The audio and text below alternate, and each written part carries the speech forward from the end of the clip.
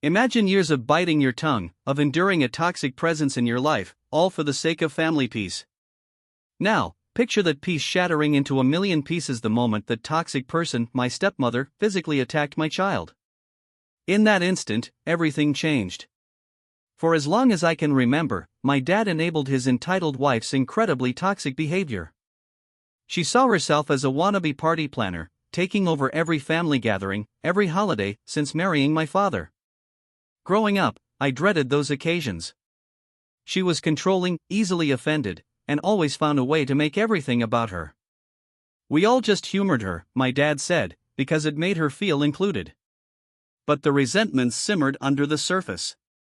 My fiancée, Jane, and I got engaged in early 2021, but life had other plans. Our beautiful son arrived soon after, and we decided to postpone the wedding to focus on him. So, a long engagement it was. But that didn't stop my stepmother. From day one, she tried to hijack our wedding plans. She complained constantly, contacted our planner behind our backs, even showed up unannounced to Jane's dress appointments. We told her, repeatedly, to stop. My dad's usual plea was to humor her, but it was clear she was just furious she wasn't hosting the wedding or being labeled mother of the groom. Beyond our biological son, we also have Luke, who is 4. He's Jane's paternal half-brother, and she got custody of him after his parents tragically passed away early in our relationship. I moved in with them during the pandemic, and Luke has been in my life since he was a baby. He calls Jane's sister and me OP, but we love him like our own son.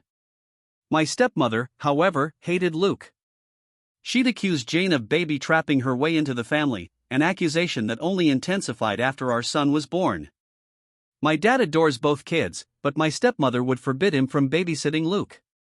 So, we rarely left them with my dad, relying instead on Jane's brother and sister-in-law, whose kids are close in age to ours. Then came that Sunday. Jane and I had an event, and her brother was out of town. My dad agreed to babysit at our place. We returned to a scene that will forever be burned into my memory, both kids screaming, my stepmother shrieking, and my dad weakly trying to calm the chaos. Apparently, Luke had innocently mentioned that he and our son were going to be our ring bearers. That's when she went ballistic. She screamed that she wouldn't allow it because he wasn't family. And then, she laid hands on him.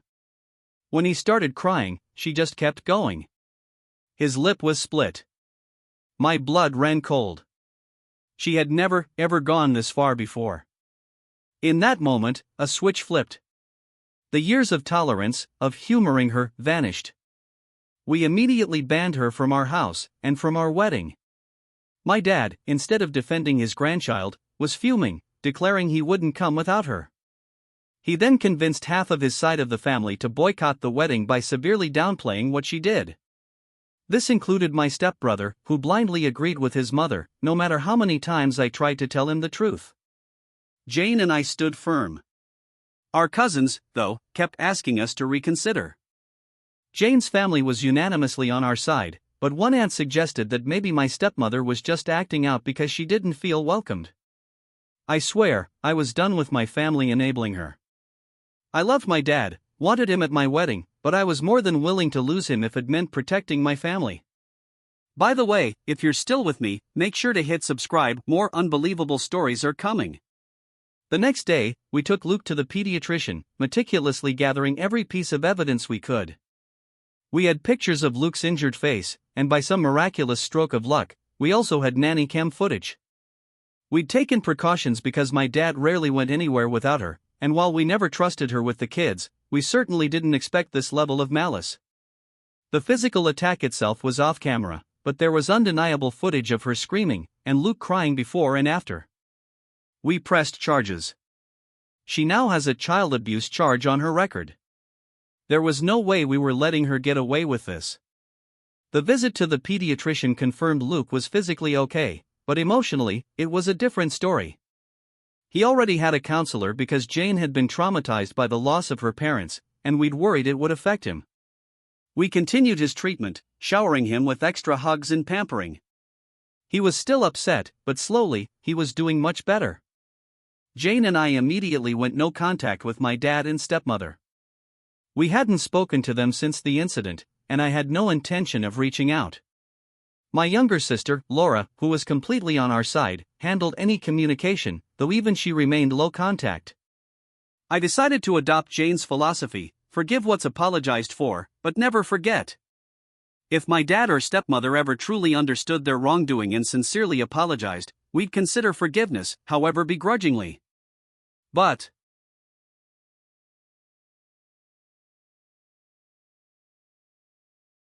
they would never be allowed near Luke, our baby, or any future children. Most of my relatives, who had always disliked my stepmother anyway, quickly understood the truth once they heard what really happened. The ones I actually wanted at the wedding apologized and were tearing into my dad. As for those who didn't believe us, or called us overreacting, mostly from my dad's generation, we told them they were no longer welcome in our home. It was a sobering realization: their bias was so strong they'd protect a woman they hated, after she hurt a child, just to appease my dad. It cemented my decision: I didn't need any of them in my life. My stepbrother remained in denial, refusing to believe his mother could ever hurt a child, despite the evidence. It sucked, because we'd been close growing up, but I had to cut him off too. Thankfully, I was closer to Jane's 3 other siblings: her older brother, Bill, a twin brother, and a younger sister. They were all furious and incredibly supportive. Jane's maternal family had basically adopted Luke after she got custody, and they called frequently to check on him. The money we saved from uninviting toxic family members? We used it to pay for Jane's cousin's plane ticket from another country, allowing her to be at the wedding. Luke continued to heal, almost completely back to his sunny self. His split lip was shallow and slowly mending. We sat him down and explained that my dad and stepmonster wouldn't be around anymore. He genuinely liked my dad, but he understood they were attached at the hip, and he was clearly scared of her. Jane and I constantly reassured him: he is family, we love him, and no one would ever change that. We weren't worried about them showing up at the wedding, but we alerted the venue and provided their pictures, just in case. Better safe than sorry. It struck me how hypocritical my stepmother was, claiming Luke wasn't family. Her main excuse for everything she did was that she didn't feel welcomed by my family. My dad had guilt-tripped me for years, reminding me of this as a reason to include her. Yet, he continued to make excuses for her, blind to the fact that this was the pot calling the kettle black, except Luke actually is family. This was the moment I truly accepted that while I'd always loved my dad, it wasn't healthy or safe for my family to be around him anymore. It hurt to know my son wouldn't have his only remaining biological grandfather in his life, but he had 2 amazing step-grandpas to make up for it. I was sad, yes, but satisfied. My life was a beautiful mess. I loved my fiancé, my kids, and my job. We were happy. And I wasn't letting anyone ruin that. A few weeks later, we got the restraining order. Jane and I had to face my stepmother and father in court. It was our first time seeing them since that awful night. Luke was with Jane's brother, thankfully. The hearing was swift. My dad, at the very least, was smart enough to know they couldn't win. We had everything: nanny cam footage, Luke's pictures, medical records, and my sister had meticulously gathered every text and email my stepmother had sent the family, full of her lies and twisted versions of events. They didn't even bother with an attorney. The judge granted us the protection order: 500 feet, no contact. Leaving that courthouse, I felt a sense of safety I hadn't known in months. Jane was practically in tears of joy. We celebrated at McDonald's with Bill and his family. Hours later, my dad called. The order didn't extend to him. Jane and the kids were asleep, so I answered. I knew he wouldn't apologize, but I gave him one last chance. He tried to make small talk, but I cut him off. He asked if the order was really necessary. I stated, very clearly, that my stepmother would never come near my wife or children again, and I was glad we'd formalized it. Every excuse he had for her, I shut down. She only hit him once. Yep, I replied, and that's enough for me. The kids need their grandma. She's not their grandma. Mom is. She's my wife. You need to respect her. She attacked Luke. She disrespected my family in my own house. I don't owe her anything, least of all my respect. Then he launched into a rant about family, how my stepmother was a godsend, everything she'd done for me and my sister. I countered, listing every time I could remember her lying, overstepping, or acting unhinged. I talked about her attempts to hijack our milestones, our wedding, our son's birth, Jane's baby shower, my sister's college graduation. Her twisted obsession with a perfect family. Her disgusting attitude towards Luke. Even her habit of going through our things when we were kids. Trivial compared to the assault, but it painted a clear picture of a lifetime of manipulation. She found out about Jane's wedding dress appointments by reading my sister's planner. When he tried that she doesn't feel included excuse again, I finally snapped. I told him he had the opportunity to protect his grandchildren and he chose his monster of a wife instead. That was enough for me. I hung up. My sister told me he called her afterward, and she went no contact with him too. We both finally accepted it, our father wouldn't change. It hurt, but his priorities were clear, and his children and grandkids weren't among them. Just to give you a taste of her manipulative history, let me tell you about our baby shower. My stepmother initially showed zero interest in our pregnancy.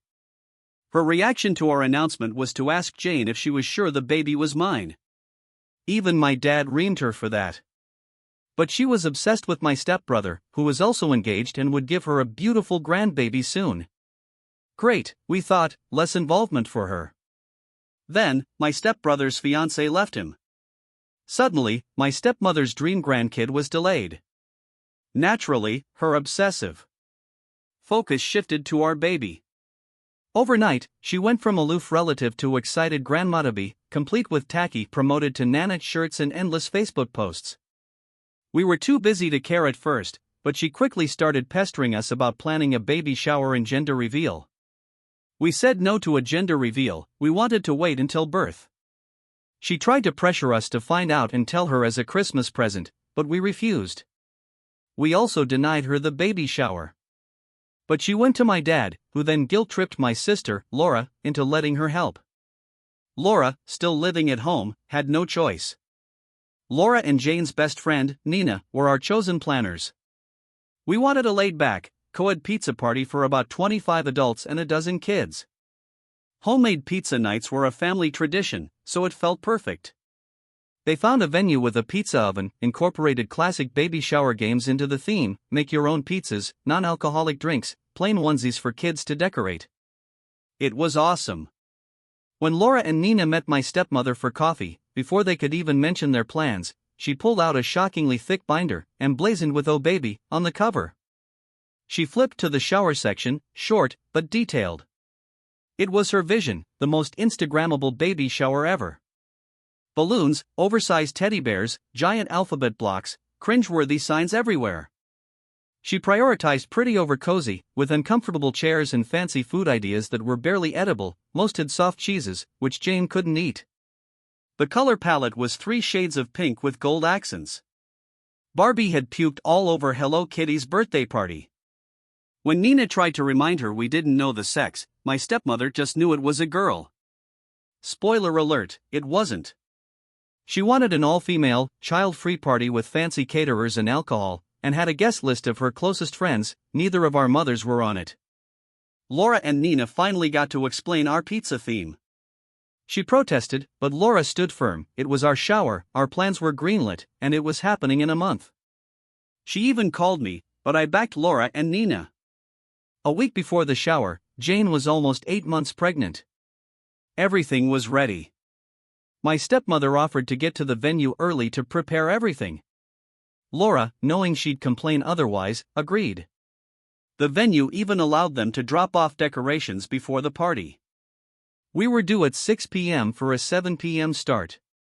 2 days before, the venue called Nina. My stepmother had dropped off large, heavy boxes containing a little surprise. She'd announced she'd be there at 3:30 p.m. to set up. The venue was only booked from 4 p.m. onwards and called to reinforce this. My stepmother had thrown a tantrum. Nina called Laura. My smart sister drove to the venue the next day and asked to see my stepmother's boxes. She wasn't surprised by the contents, frilly pink decorations, the exact same items she'd described from her binder. She realized my stepmother intended to set up her Barbie hell party and force us all into it. Laura had a brilliant idea. That night, they called Jane and me. "Hey," Laura said, "want to destroy a party in 2 hours?" The next day, Laura tricked my stepmother into going to a salon with her, lying about having coupons. My stepmother agreed, planning to go right after her decorating was done. At 4 p.m., she set up her party. By 5, she was done and sped off to meet Laura. Laura texted Nina, "Coast clear." The three of us, Jane, Nina, and I, rushed to the venue. Sure enough, it was a sea of pink.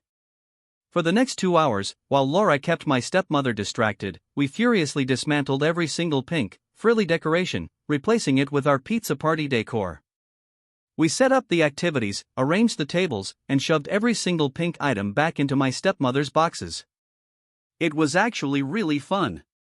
We finished minutes before guests started arriving. My stepmother arrived later with Laura. Laura told me her jaw dropped as she tried to make sense of what had happened. My sister just smiled, whispered "nice try" in her ear, and went to help Luke customize a onesie.